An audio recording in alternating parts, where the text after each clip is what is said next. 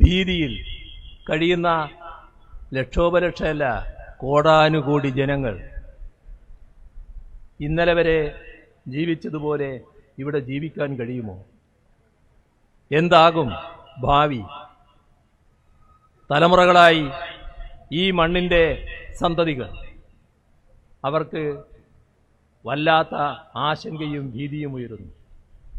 ആ ജനവിഭാഗങ്ങളെ കണ്ടുകൊണ്ടാണ് അങ്ങനെ ഭീതിയിൽ കഴിയുന്ന, ആശങ്കയിൽ കഴിയുന്ന ജനകോടികളോട് നിങ്ങൾ ഒറ്റക്കല്ല, നിങ്ങളുടെ കൂടെ, നിങ്ങളോടൊപ്പം ഞങ്ങളുണ്ട് എന്ന പ്രഖ്യാപനമായിരുന്നു കേരളം ആ ഘട്ടത്തിൽ നടത്തിയത്. അതും നമ്മുടെ അനുഭവത്തിൽ ഉള്ള ഒരു കാര്യമാണ്. ഇതിൻ്റെ ഭാഗമായി വേറൊരു കാര്യവും കൂടി ഓർത്തു പോകുന്നത് നാം നല്ലതാണ്. പലതും ഓർക്കുന്ന ഘട്ടമായതുകൊണ്ട് അതുകൂടി പറഞ്ഞു പോകുന്നതാണ് നല്ലത് എന്നാണ് ഞാൻ കരുതുന്നത്. അതായത് ഇക്കാര്യത്തിൽ സ്വീകരിച്ച സമീപനം, എല്ലാവരും ഒന്നിച്ച് സമീപനം സ്വീകരിച്ചു എന്ന് പറഞ്ഞല്ലോ. പക്ഷേ ഇടതുപക്ഷവും കോൺഗ്രസും വ്യത്യസ്ത സമീപനമാണ് പിന്നീട് സ്വീകരിക്കുന്നതായി കണ്ടത്. ഇടതുപക്ഷം എല്ലാ ഘട്ടത്തിലും ഒരേ സമീപനം തന്നെ.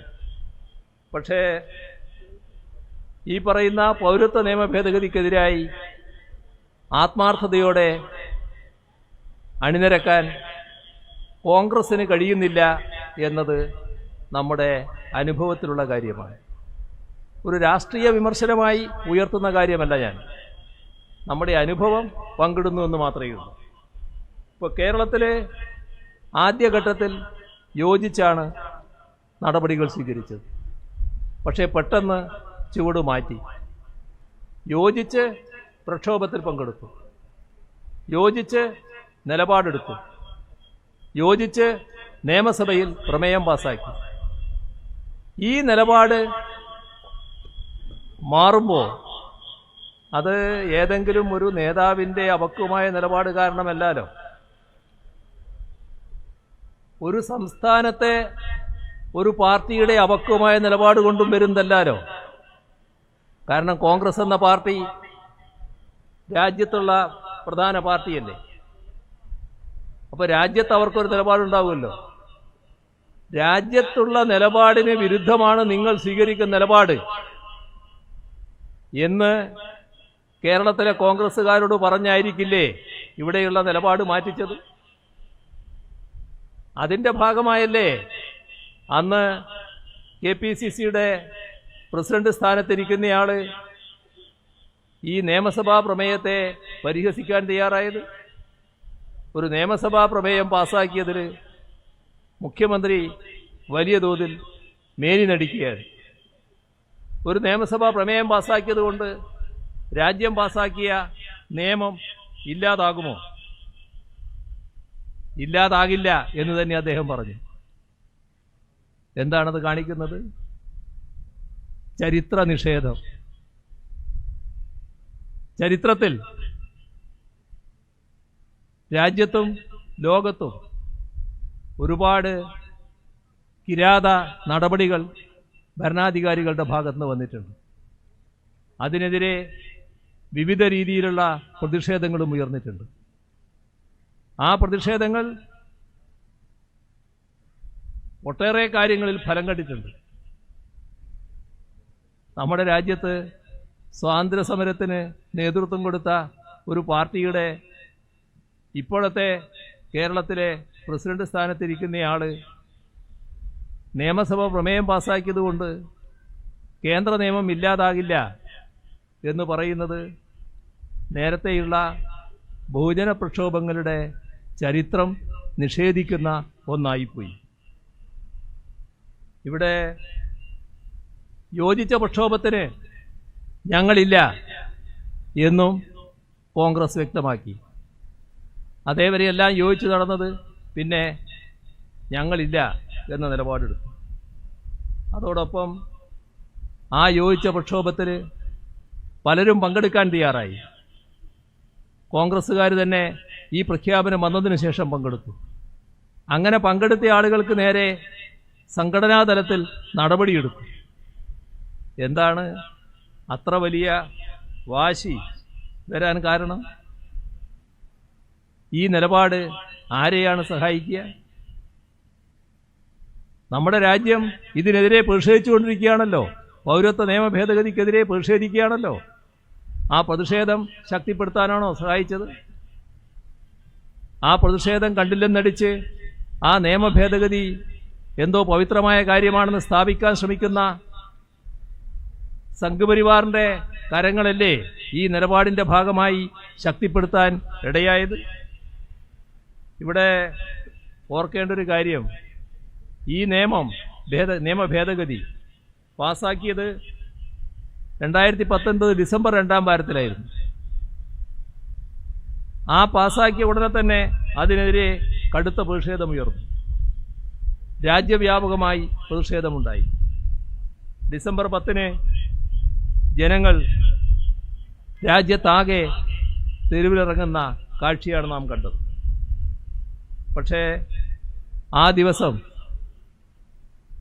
നമ്മുടെ കോൺഗ്രസ് എംപിമാർ സ്വീകരിച്ച നിലപാടെന്തായിരുന്നു?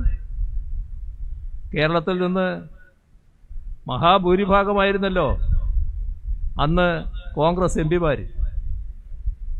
അവര് ഈ ദിവസം ജനങ്ങളാകെ തെരുവിലിറങ്ങി പ്രതിഷേധിക്കുന്ന ദിവസം കോൺഗ്രസ് അധ്യക്ഷയുടെ വീട്ടിൽ വിരുന്നുണ്ണുകയായിരുന്നു.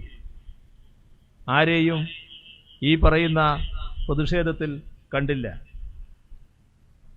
കോൺഗ്രസിന്റെ ഏറ്റവും പ്രധാനപ്പെട്ട നേതാവ് രാഹുൽ ഗാന്ധി ആ സമയം വിദേശത്ത്, ഇവിടെ ഉണ്ടായില്ല. ഡൽഹിയിൽ പൗരത്വ നിയമ ഭേദഗതിക്കെതിരെ അതിശക്തമായ പ്രക്ഷോഭം ഉയർന്നു വന്നു. ആ പ്രക്ഷോഭത്തിൽ വലിയ തോതിൽ ആളുകൾ പങ്കെടുത്തു. നമ്മുടെ ഇടതുപക്ഷ പാർട്ടികളുടെ പ്രമുഖരായ നേതാക്കളെല്ലാം ആ പ്രക്ഷോഭത്തിലുണ്ടായി. ഇവിടെ നമ്മുടെ വയനാട് സ്ഥാനാർത്ഥി വാനി രാജ ഇത്തരം കാര്യങ്ങളിൽ എല്ലാ ഘട്ടത്തിലും നമ്മുടെ രാജ്യത്തിൻ്റെ പ്രതിഷേധത്തോടൊപ്പം ചേർന്ന വ്യക്തിത്വമാണ്. അതുപോലെ ആ ഘട്ടത്തിൽ അറസ്റ്റ് ചെയ്യപ്പെട്ട കൂട്ടത്തിൽ CPIM general secretary Sitaram Yechury, CPIയുടെ general secretary D Raja, Prakash Karat, Brinda Karat, നമ്മുടെ നാട്ടിൽ നിന്നുള്ള CPI MP ബിനോയ് വിശ്വം, ഇങ്ങനെ ഒരുപാട് ആളുകൾ, ഇടതുപക്ഷത്തിൻ്റെ പ്രധാനികൾ അറസ്റ്റ് ചെയ്യപ്പെട്ടു. ഏതെങ്കിലും ഒരു കോൺഗ്രസ്സുകാരനെ ആ വഴിക്ക് എവിടെയെങ്കിലും ആർക്കെങ്കിലും കാണാൻ കഴിഞ്ഞോ? എന്തേ അവര് ഒഴിഞ്ഞു നിൽക്കാൻ കാരണം? ലോക്സഭ ഒരാളേ ഉള്ളൂ ഇടതുപക്ഷത്തിന് ആ ഘട്ടത്തിൽ, അത് ആലപ്പുഴയിലുള്ള ലോക്സഭാംഗം ആരിഫ്. പക്ഷേ ആ ഒരാളുടെ ശബ്ദം വലിയ തോതിൽ ഉയർന്നു. ആ ഒരാളെ ശബ്ദമുയർത്താനുണ്ടായുള്ളൂ. മറ്റുള്ളവരോ സാങ്കേതികമായി ഇതിനെതിരാണെന്ന് പറയും, പിന്നെ പോയൊരു മൂലയിൽ ഒളിക്കും. അവരുടെ ശബ്ദം പൊങ്ങിയില്ല. രാജ്യസഭയിലെ ഇടതുപക്ഷ അംഗങ്ങൾ ശക്തമായി പ്രതിഷേധിച്ചു. എളമരം കരീമും ബിനോയ് വിശ്വവും KK രാഗേഷുമെല്ലാം ആ ഘട്ടത്തിൽ രാജ്യസഭാ അംഗങ്ങളാണ്. അവരെല്ലാം ശക്തമായി തന്നെ ഈ പ്രതിഷേധ നിരയിലുണ്ടായി. വലിയ എതിർപ്പ് ഈ നിയമത്തിന് എതിരെ കൊണ്ടുവന്നു. അതിന് ഭേദഗതി നിർദ്ദേശിച്ചു. ബില്ല് വോട്ടിനിടണം എന്ന് നിർദ്ദേശിച്ചു. 2020 ജനുവരി ആയപ്പോൾ ഡൽഹിയിൽ പ്രക്ഷോഭം കനത്തു. ആ ഘട്ടത്തിലും കോൺഗ്രസ് എംപിമാരെ ആരെയും കാണാനില്ല. അവിടെയും ഓടിയെത്തിയത് ഇടതുപക്ഷ നേതാക്കളും ഇടതുപക്ഷ എംപിമാരുമാണ്. വടക്ക് കിഴക്കൻ ഡൽഹിയിൽ കലാപം. ഈ പ്രക്ഷോഭങ്ങളിൽ സഹികെട്ട സംഘപരിവാർ ആ പ്രക്ഷോഭകർക്ക് നേരെ നടപടികൾ എടുക്കാൻ തയ്യാറായി. വടക്ക് കിഴക്കൻ ഡൽഹിയിൽ രൂക്ഷമായ കലാപം. 53 പേരാണ് കൊല ചെയ്യപ്പെട്ടത്. ആ കലാപത്തിൽ നിരവധി പേരെ കാണാതായി. 100 കണക്കിന് ആളുകൾക്ക് പരിക്കുപറ്റി. അനവധി മുസ്ലിം കുടുംബങ്ങൾക്ക് വീട് വിട്ട് പോകേണ്ടി വന്നു. മുസ്ലിം വീടുകൾ, കടകൾ, സ്ഥാപനങ്ങൾ, ആരാധനാലയങ്ങൾ എല്ലാം ആക്രമിക്കപ്പെടുന്ന അവസ്ഥയുണ്ടായി. നമ്മുടെ രാജ്യത്ത് ഭരണഘടനാ വിരുദ്ധമായൊരു നിയമ ഭേദഗതി വന്നു. അതിനെതിരെ പ്രക്ഷോഭം നടത്തിയപ്പോൾ ആ പ്രക്ഷോഭം നടത്തിയവർക്കെതിരെ വലിയ കടന്നാക്രമണമാണ് സംഘപരിവാർ നടത്തിയത്. ഇവിടെ ആ സംഘപരിവാർ നടത്തിയ കടന്നാക്രമണത്തിന് മൗനാനുവാദം കേന്ദ്ര സർക്കാർ നൽകി. ഇതിനെതിരെ ആ ഘട്ടത്തിലും ഇടപെട്ടത് ഇടതുപക്ഷ നേതാക്കൾ തന്നെയാണ്. കലാപത്തിനിരയായവർക്ക് സുരക്ഷയൊരുക്കണമെന്നും നിഷ്പക്ഷമായ അന്വേഷണം നടത്തണമെന്നും ഇടതുപക്ഷ നേതാക്കളും പാർലമെന്റ് അംഗങ്ങളും ആവശ്യപ്പെട്ടു. നമ്മുടെ പ്രസിദ്ധമായ സർവകലാശാലയാണ് ജാമിയ മിലിയ. അവിടെ പൗരത്വ നിയമ ഭേദഗതിക്കെതിരെ വലിയ പ്രക്ഷോഭം വിദ്യാർത്ഥികൾ നടത്തി. വിദ്യാർത്ഥികളെ വേട്ടയാടിക്കൊണ്ടാണ് പോലീസ് രംഗത്ത് വന്നത്. ഇതിൽ പ്രതിഷേധിച്ചുകൊണ്ട് ഷഹീൻ ബാഗിൽ സമരം നടന്നു. അവിടെ സാമൂഹ്യ വിരുദ്ധർ പോലീസിൻ്റെ ഒത്താശയോടെ ആക്രമണം അഴിച്ചുവിട്ടു. അവിടെയും ഇടതുപക്ഷ നേതാക്കളാണ് ഓടിയെത്തിയത്.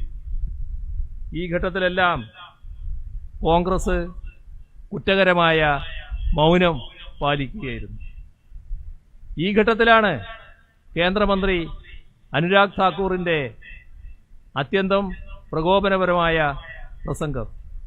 ഇവരെ വെടിവെച്ചു കൊല്ലൂ എന്ന കലാപാഹ്വാനം ഒരു കേന്ദ്രമന്ത്രിയിൽ നിന്ന് ഉണ്ടായി. ആ മന്ത്രിക്കെതിരെ കോടതിയെ സമീപിച്ചത് വൃന്ദാക്കാരാട്ടും ഡൽഹിയിലെ CPIM സംസ്ഥാന സെക്രട്ടറിയുമാണ്. ഡൽഹി കലാപം കേന്ദ്ര സർക്കാർ സ്വീകരിച്ച നടപടി സാധാരണ കലാപത്തിനിരയായവർക്ക് സുരക്ഷയൊരുക്കുകയാണല്ലോ ചെയ്യുക. അവരുടെ കൂടെയാണല്ലോ നിൽക്കേണ്ടത്. ഇവിടെ തിരിച്ചാണുണ്ടായത്. കലാപം നടത്തിയവർക്ക് എല്ലാ പിന്തുണയും, കലാപത്തിനിരയായവരെ വിവിധ രീതിയിൽ പീഡിപ്പിക്കുക, നിരപരാധികളായ ഒട്ടേറെ ഇരകളെ പോലീസ് അറസ്റ്റ് ചെയ്യുന്ന അവസ്ഥയുണ്ടായി.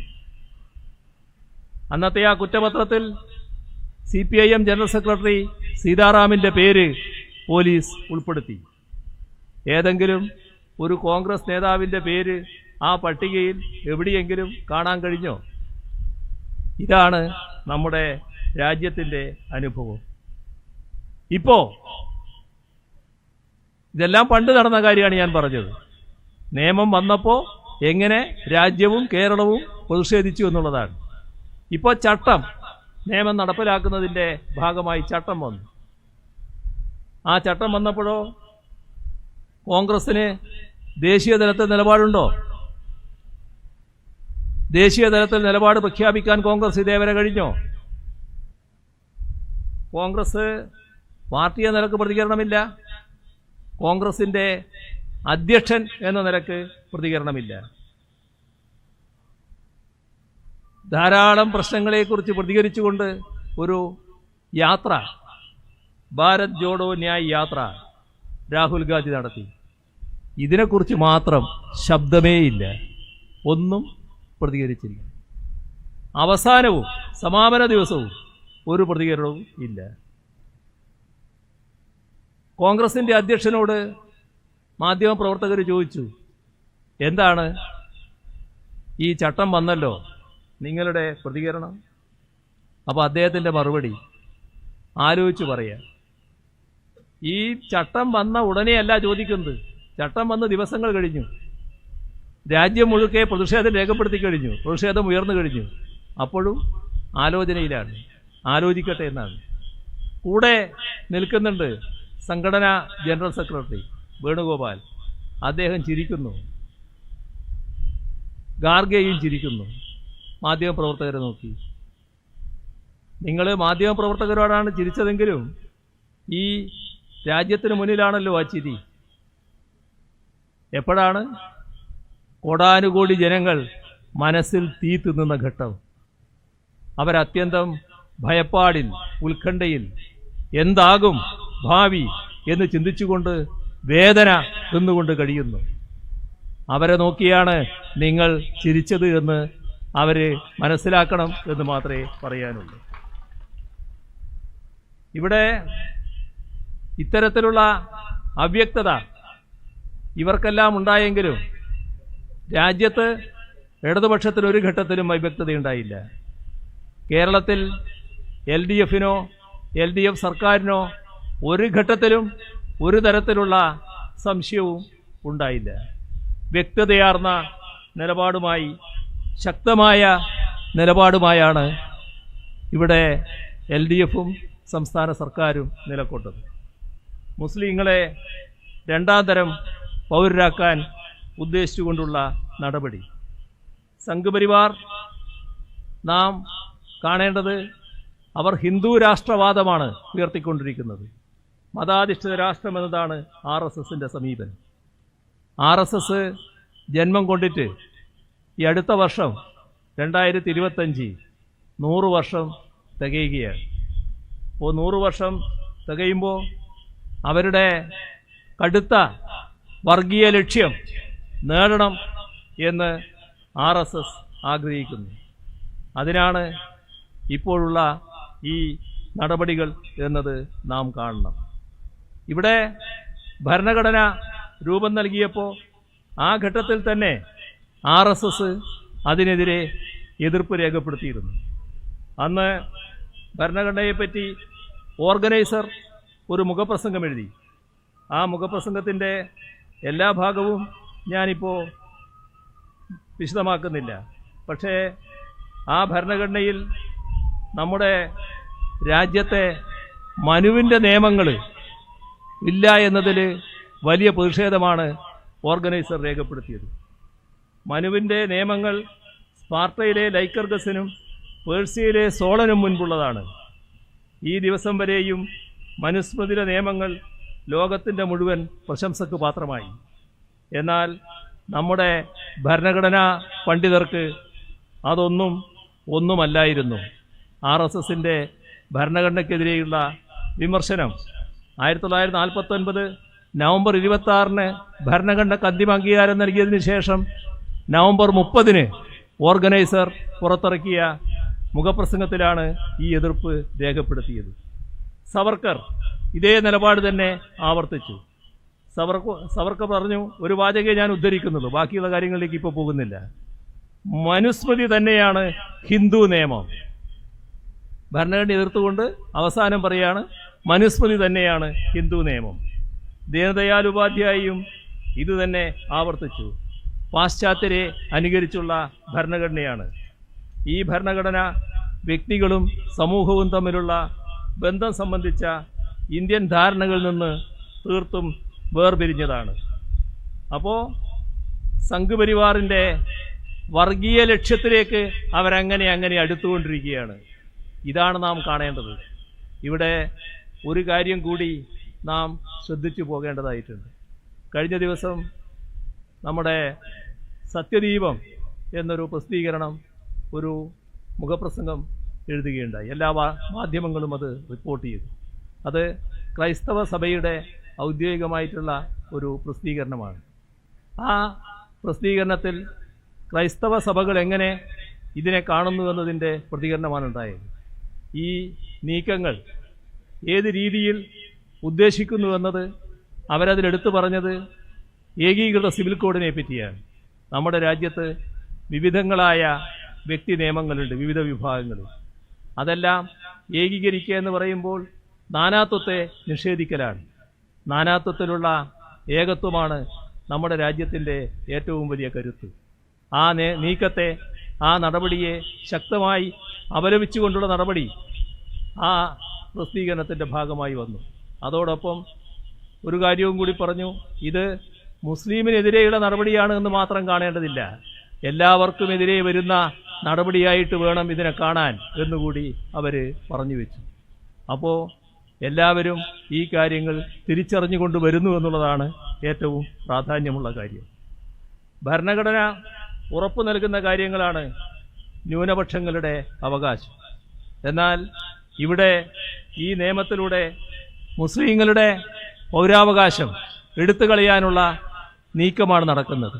അതിനുള്ള ടൂളുകളാണ് പൗരത്വ ഭേദഗതി നിയമവും ദേശീയ പൗരത്വ രജിസ്റ്ററും ദേശീയ ജനസംഖ്യാ രജിസ്റ്ററും.